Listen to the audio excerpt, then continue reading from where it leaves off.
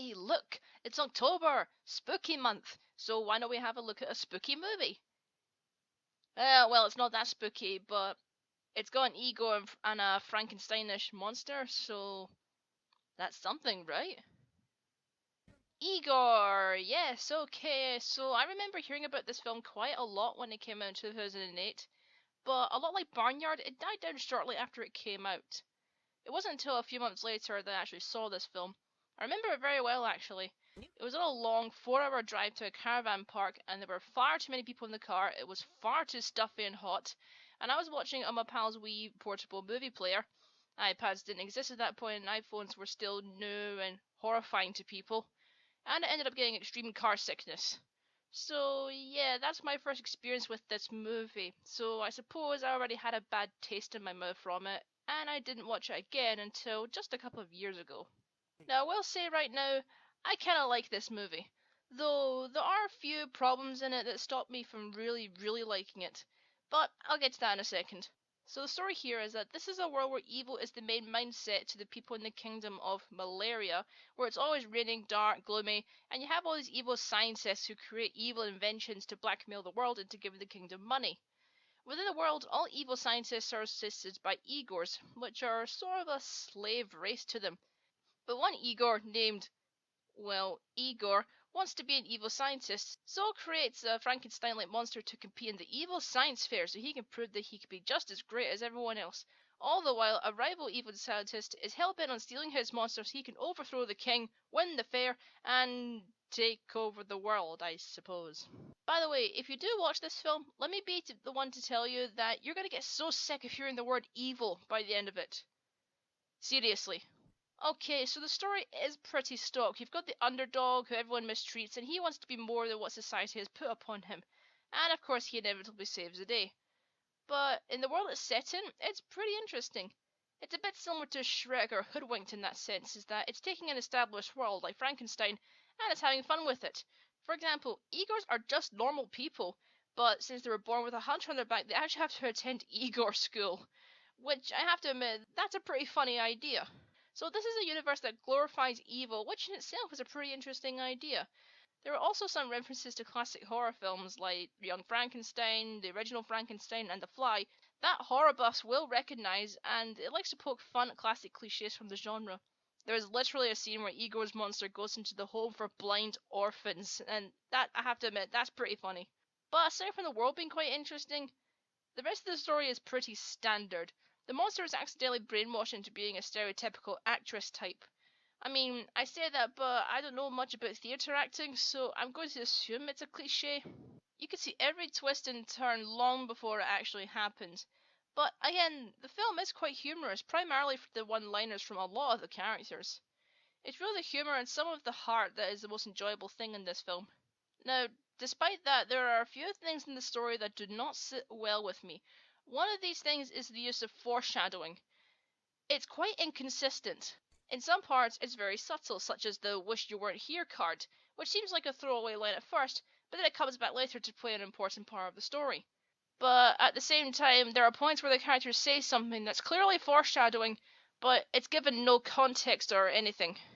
For example, when creating the monster, Igor gives her an evil bone, but as he's putting it in, he just randomly says this. I have to hurry. It loses its power in the light. Now, this does come back, but the way it was done was pretty weak. Just saying it out loud like that with no real context just makes it kind of awkward. I mean, couldn't they have had one of the other characters try to open the window or the curtain, which made Igor freak out and say something about it losing power in the light, rather than just say it even though nobody mentioned it in the first place? Effective foreshadowing is very hard to construct, but it's better than to try than just blatantly say it. Also, there's something else I have a problem with, but I'm not going to mention it until later on after I talk about the animation and characters. Also, there's this thing how they make a big deal about the monster being the first invention to be alive, but in the evil science fair, they show a killer plant. Isn't that technically alive too? I don't know, maybe I'm just nitpicking. Also, if I could talk about the songs and the music for a second, there's a very 30s, 50s jazz pop style in both the songs and the scores. I'm not so sure about this choice. I mean, the score might be referencing older horror films from those decades, but the songs, I don't know. They're pretty unusual choices, and I'm not sure if they fit. I mean, when you do a Frankenstein parody, does the song Pennies from Heaven really jump into your mind? Yes? No? Well, I'm not sure. I just find it a strange choice. Moving on to the animation, I have some pretty mixed feelings about it.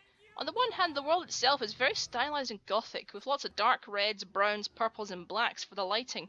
The use of lighting is actually quite effective, as while it is mostly dark, when bright light does come in, it's very effective and it matches the mood. The character designs, though, are... Okay, this is difficult. On the one hand, I do like the character designs, but there was always something I had a problem with, but I couldn't quite put my finger on it until now. Looking at these designs, I feel it might have been better if the film was done in stop motion with puppets. It looks similar to Tim Burton's style already, and the more exaggerated proportions might have looked better on a puppet than a CGI character. I don't know, I could just imagine if they got Tim Burton's team or Laika, they could have pulled it off. I mean, characters such as the monster Eva, Brain and Scamper, they look fine, and even some of the human characters look alright. Everyone else is just disproportioned, and it's pretty off-putting. Like, why are the king's legs only like 30 meters long? Why does Schadenfreude have a very skinny body but a freakishly thick neck that just looks off? Why is Dr. Glickenstein's skull so malformed? And why are Igor's eyes bigger than his hands? These all could have worked in a different style. I have seen designs like this in stop motion, and it has worked a lot better. Hell, they show some hand-drawn images at some point, and that looks pretty good. Oh god. Oh no. Oh, this is bad. When did this movie come out again? 2008? Okay, let's move on before I trigger someone. Also, there's another problem I have with the animation. They occasionally use the same clips of animation twice, and occasionally the same sound bites. I mean, look at this.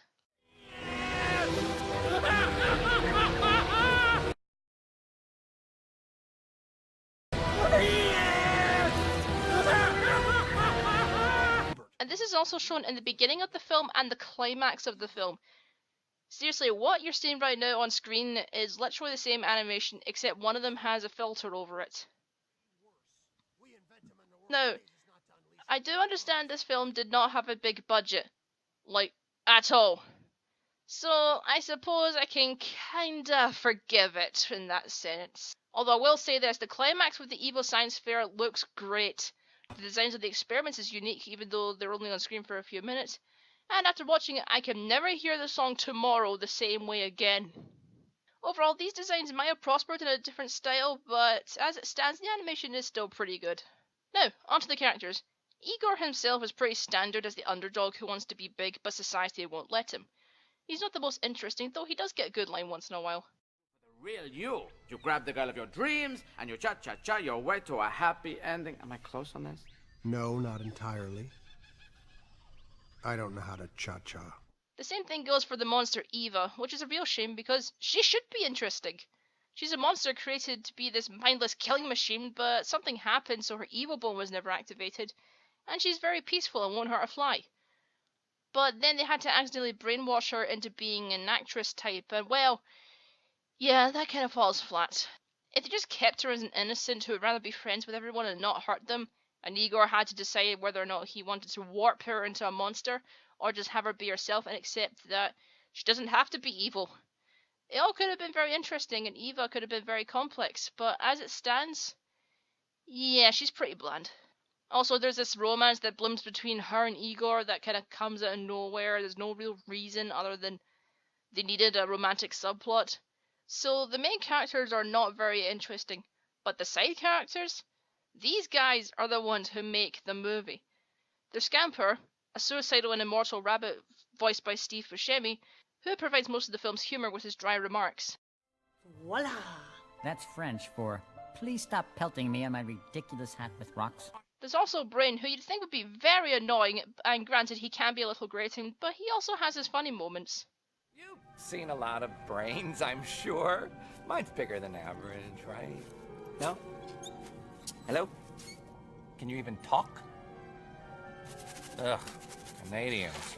But the best characters here have to be Dr. Schadenfreude and his girlfriend Jacqueline, who are the villains. Sure, their motivations aren't very strong. I mean, they want to steal Eva and then overthrow the king. But, like Brain and Scamper, much of the film's humour stems from them and their dialogue. Having Schadenfreude, voiced by Eddie Izzard, also really helps. Inside Dr. Glickenstein's castle and didn't see anyone. But that's not all. Yes, it is, because your voice is annoying. Art is not mouthing off to the man who has just found his way to take the throne. There's also King Malbert, but I'll mention him in a minute. While the main characters are not much, the others are the most entertaining. I also have to mention the voice work here because they actually got quite a few names in this, and it's their deliveries that bring most of the humour into this movie. Though I must question the inclusion of John Cleese since he's only in the movie for like 4 minutes. But even then, he still gets a couple of funny lines. Mommy, you were right. I was never meant to be a scientist. I should have been a plumber like you. Now, okay, I told you about something that was really bothering me in the story, so I guess I should explain it. But this does involve talking about the ending, and I know that I don't normally talk about endings, but it has to be discussed. So if you don't want the ending ruined, skip to here. Everybody gone? Alright, good. So, you know how I said that the kingdom has a perpetually dark storm and clouds, and that's the reason for them to be evil? Well, it turns out it's all this conspiracy from the king, so that people go from being humble farmers to evil geniuses, so that they can blackmail the world to get money so they don't have to release their monsters. And Igor manages to discover this and destroy the machine. But here's my problem. Why did the king do that? There's no given explanation as to why he did that other than to make people evil. Couldn't it just have been that he didn't see that the farmer's life was prospering enough so that he turned to evil means to get more money? I mean, even that would have worked. It just comes out of nowhere and there's no real reason for this twist. I mean, couldn't there not have been like years of bad harvests and the stress, despair and anger from the situation turned them into evil out of desperation? And the reason the storm cloud stayed was because of their negative attitudes towards humanity and their rage. So when Igor comes out and tells Eva that she doesn't have to be evil to prosper, that's when everyone realizes the same thing and the clouds clear and the sun comes back.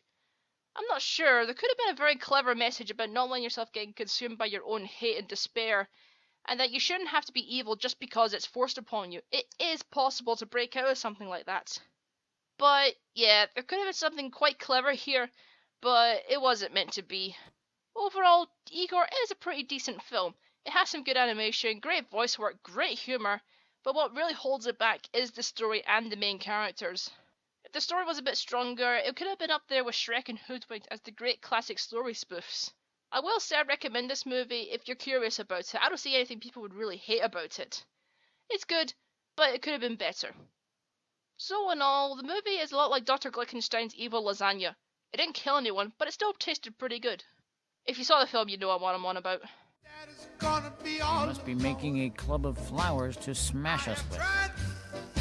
This must be very embarrassing for you. Anyway, hope you enjoyed this video. Have a good day. Thanks guys. Cheers.